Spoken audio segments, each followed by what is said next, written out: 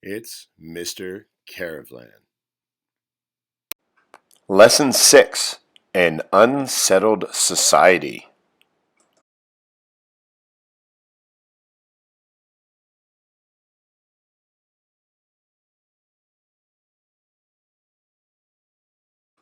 After reading and taking notes, we should be able to compare economic and cultural life in rural America to that in urban America, analyze how foreign events after World War I and nativism contributed to the first Red Scare, analyze the causes and effects of changes in U.S. immigration policy in the 20s, describe the goals and motivations of the Ku Klux Klan in the 20s, and analyze the intended and unintended effects of Prohibition.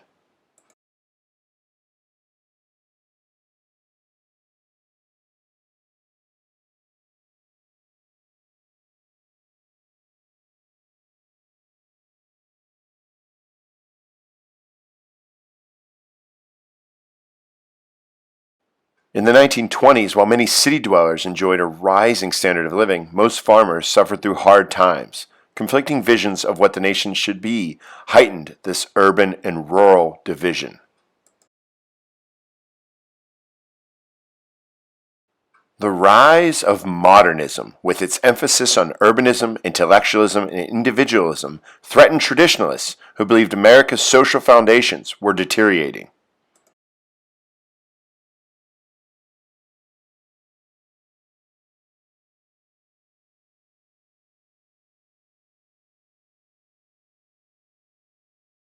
Pause the video and take a look at this graph. How did the growth of cities contribute to the steady increase in graduation rates?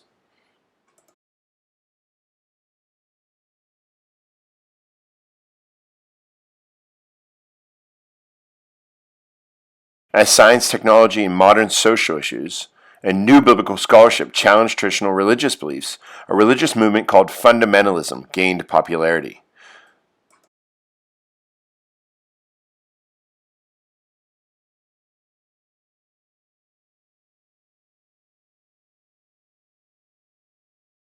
William Jennings Bryan and Clarence Darrow clash over evolution in the Scopes trial, or the Scopes monkey trial. This took place in Dayton, Tennessee. Fundamentalists had worked to pass laws against the teaching of evolution in public schools. A science teacher, John T. Scopes, challenged this. He was arrested, and then we have the subsequent trial, which becomes a public debate between fundamentalists and modernists. I hope you enjoy these clips that are primary source material.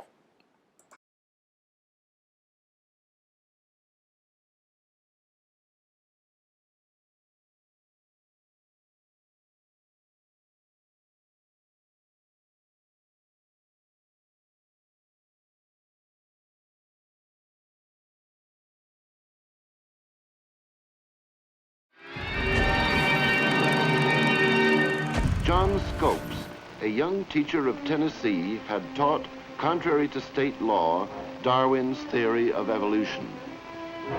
The Tennessee country people believed this was contrary to biblical doctrine. And Scopes' trial got worldwide publicity, with the Tennessee fundamentalists lined up against the liberals and intellectuals of America.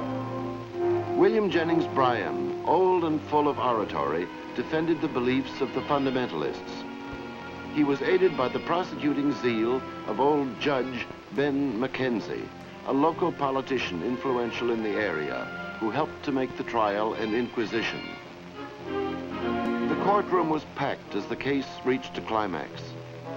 Arthur Garfield Hayes, defending Scopes, explained Darwin's theory of evolution, and Dudley Field Malone, another liberal, added his plea for tolerance to the cause of freedom of thought.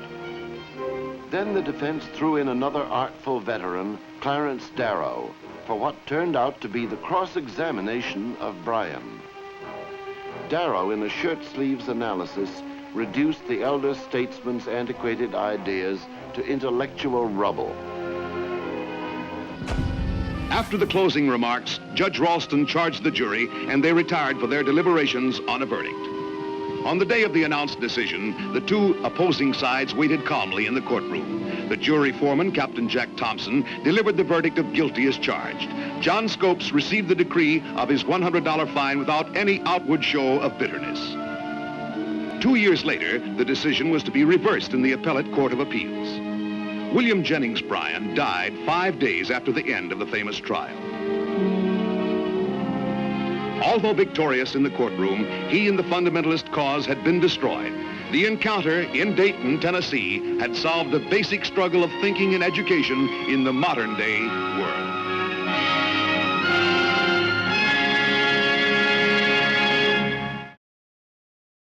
Some Americans during the 1920s feared a potential communist revolution. This is an image of Vladimir Lenin. Lenin's support for revolutions of working-class people everywhere against the system of capitalism led many people to fear an uprising in the United States inspired by Vladimir Lenin. This was known as the First Red Scare.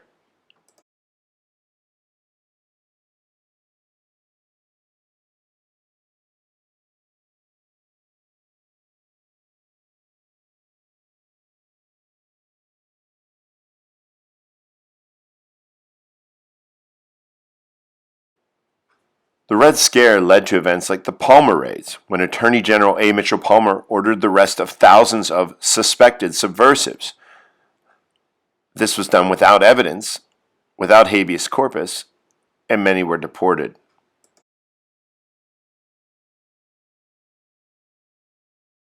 Probably the most famous event of the First Red Scare was the questionable conviction of Niccolo Sacco and Bartolomeo Vanzetti.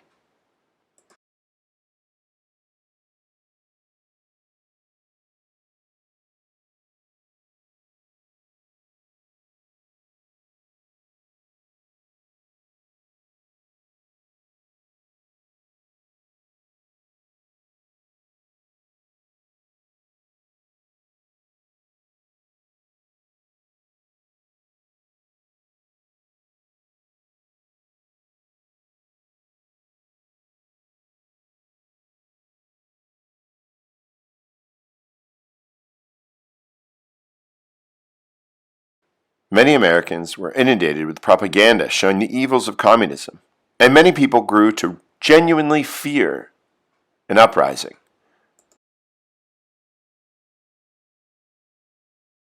Immigration in the 1920s. Eugenics and social Darwinism influenced the perception of immigrants. The rise of nativism within the U.S. led to an increase of restrictions on immigration.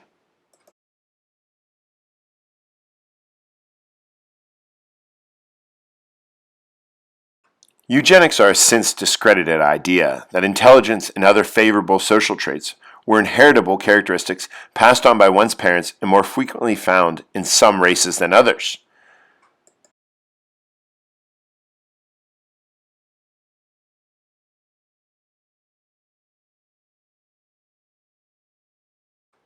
Do yourself a favor and pause the video, take a look at this chart, and ask yourself what effect did the Emergency Quota Act of 1921 and the National Origins Act of 1924 have on immigration to the United States?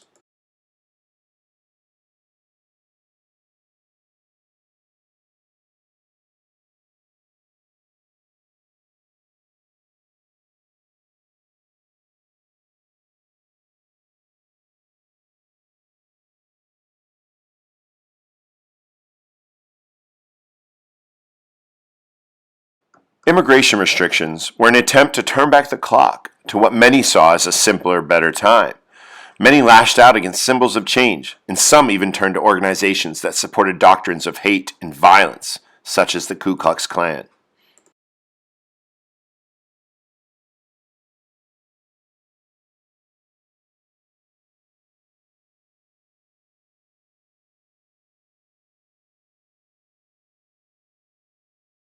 The Ku Klux Klan was never as powerful as it was in the 1920s, as this march in Washington, D.C. shows. As the original members of the Klan died and grew old, the Klan began to shift its focus from not just terrorizing African Americans, but also to new Catholic Jewish immigrants.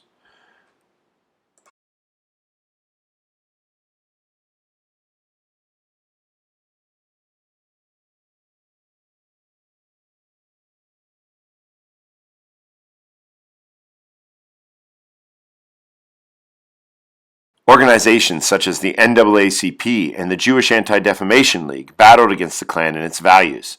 The NAACP continued its anti-lynching crusade, supporting legislation in 1922 that passed in the House but not in the Senate. The divisive issue that most Americans think about when they think about the 1920s was Prohibition, the banning of alcohol use.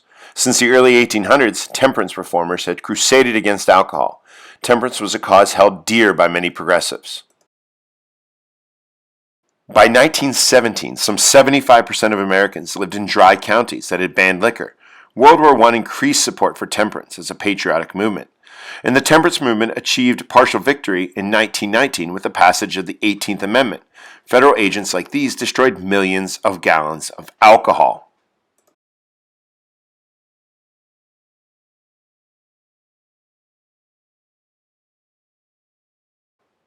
Despite this ban on the manufacture, sale, and transport of liquor, beer, and wine, this sharpened the divide between urban and rural areas, especially since many urban areas were more likely to ignore the law.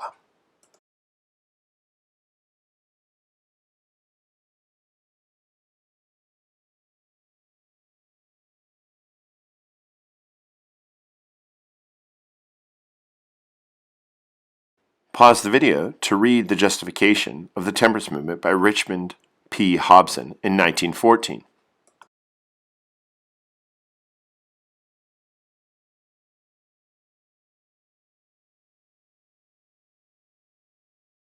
Prohibition gave rise to bootleggers and speakeasies, illegal job opportunities that were untaxed.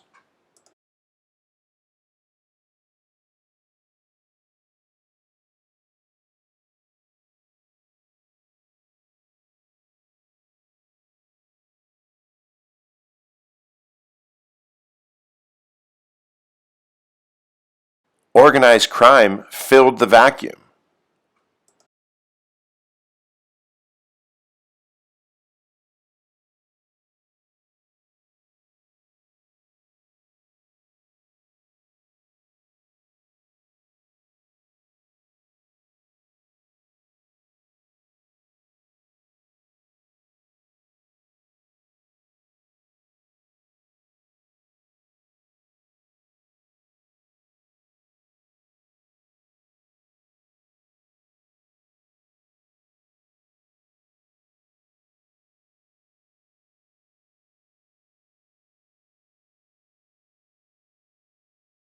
You can pause the video and read Percy Andrews' view of Prohibition, a man who thought this was a few influential individuals who were able to force this upon the rest of the country.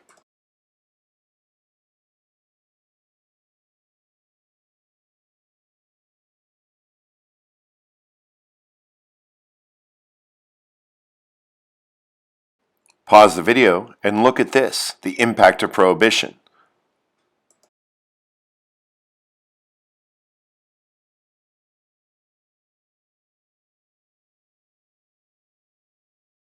The most famous gangster of the time, Al Capone, a murderer and true horrible individual, said, "I make my money from supplying a public demand. If I break the law, my customers, who number hundreds of the best people in Chicago, are as guilty as I am. The only difference between us is that I sell and they buy. Everyone calls me a racketeer. I call myself a businessman." During Prohibition, legitimate tax-paying small businesses and large businesses went out of business, while men like Al Capone became millionaires and criminals ran rampant. I hope you enjoyed this video clip about Prohibition.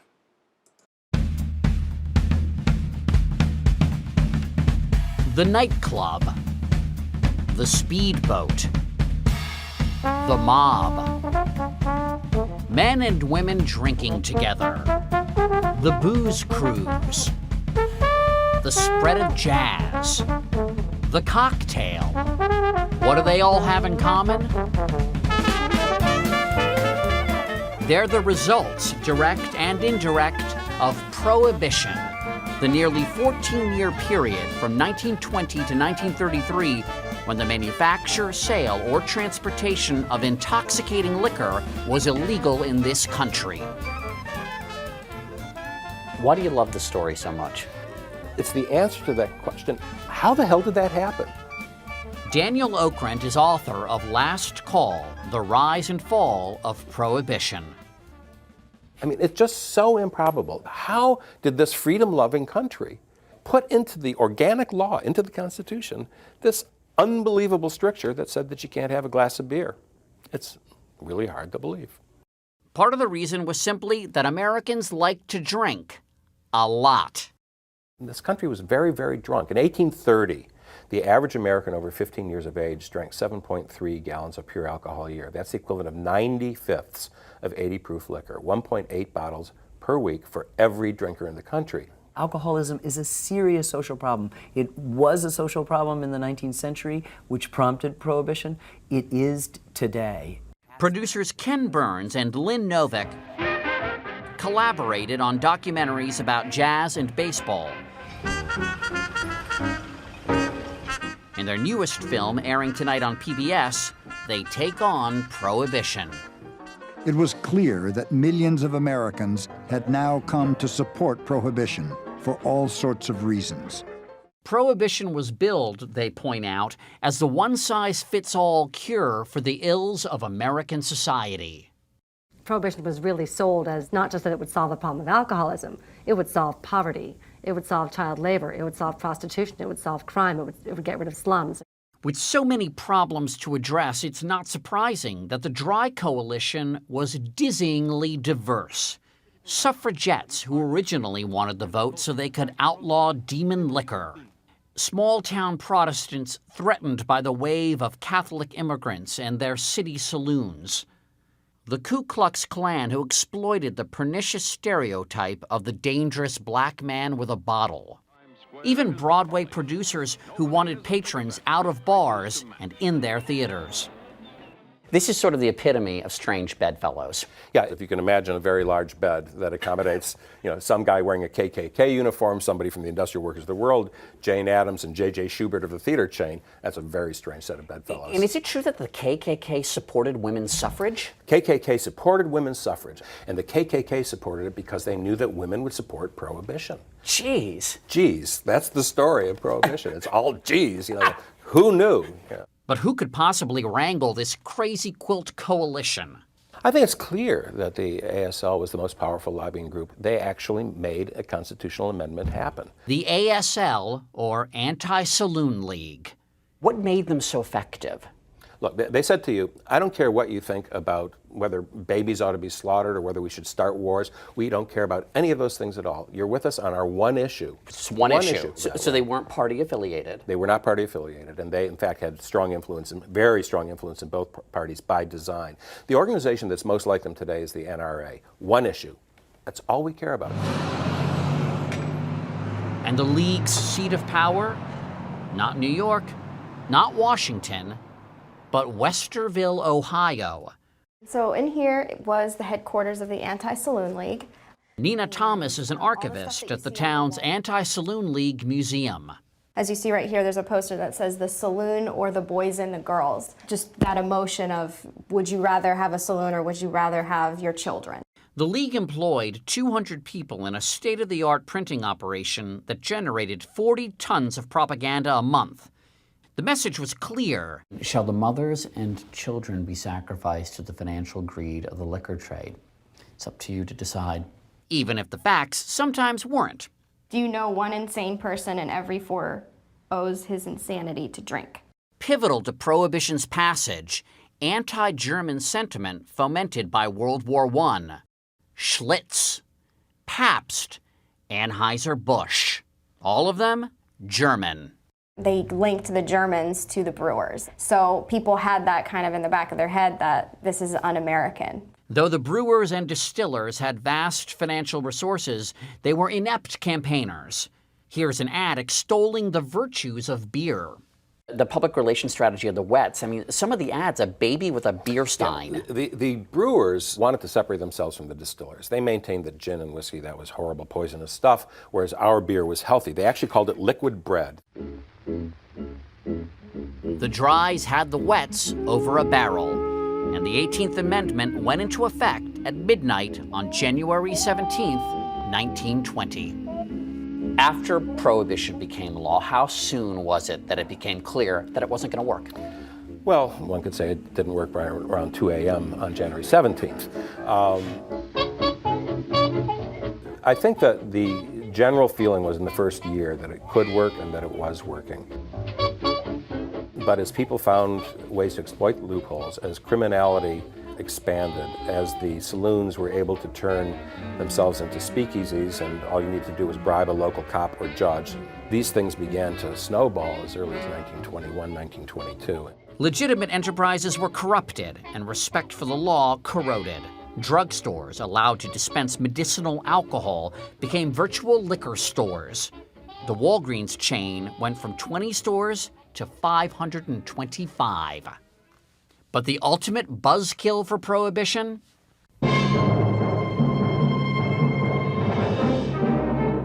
Really is the Depression, this incredible crisis that I think, made America kind of take another look and say, wait, what are our priorities? Is this really that important? We're spending all this money to enforce a law that nobody wants? In the first few years, drinking did decline 70% from pre-Prohibition levels. But the dries were up against something even more powerful than money. What you can't successfully legislate against is human appetite. And if people want something, they're going to find a way to get it. On December 5th, 1933, the 21st Amendment passed, ending Prohibition. And Prohibition is repealed. The only time in history an amendment has been repealed. The noble experiment was over.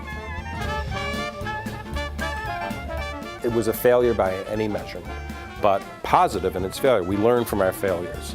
We learned, let's not try this again.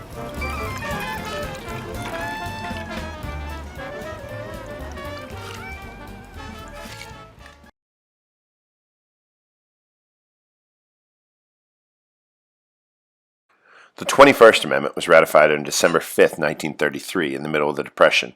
It's unique among our 27 amendments. It's the only one to repeal a prior amendment.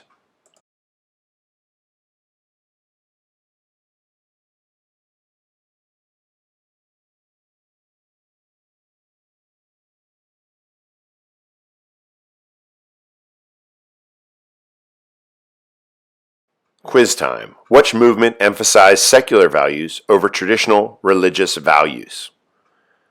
That's right. If you guess D, modernism.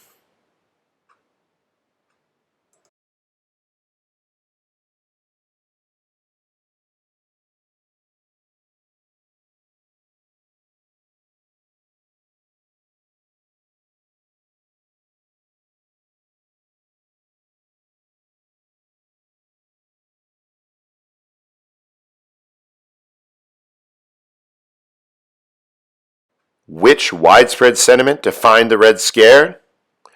If you guessed A, you were right. Fear of a communist revolution within the United States.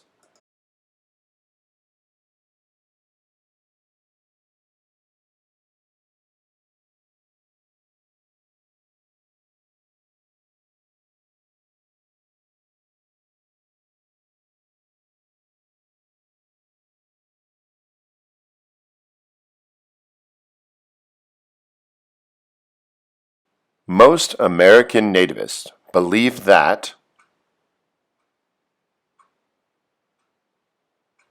What did you guess? Did you guess B? You were right. Immigration threatened traditional American values.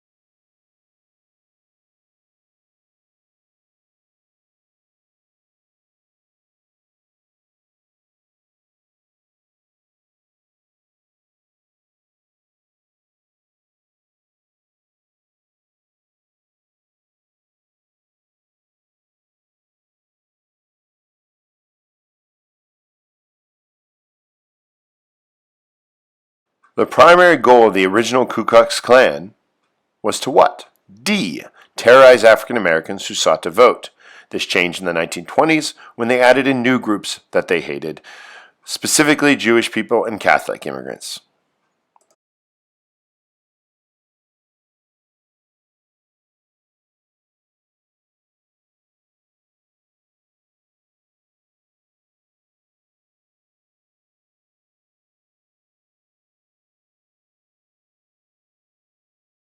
The purpose of the Volstead Act was to, that's right, B, enforce the 18th Amendment.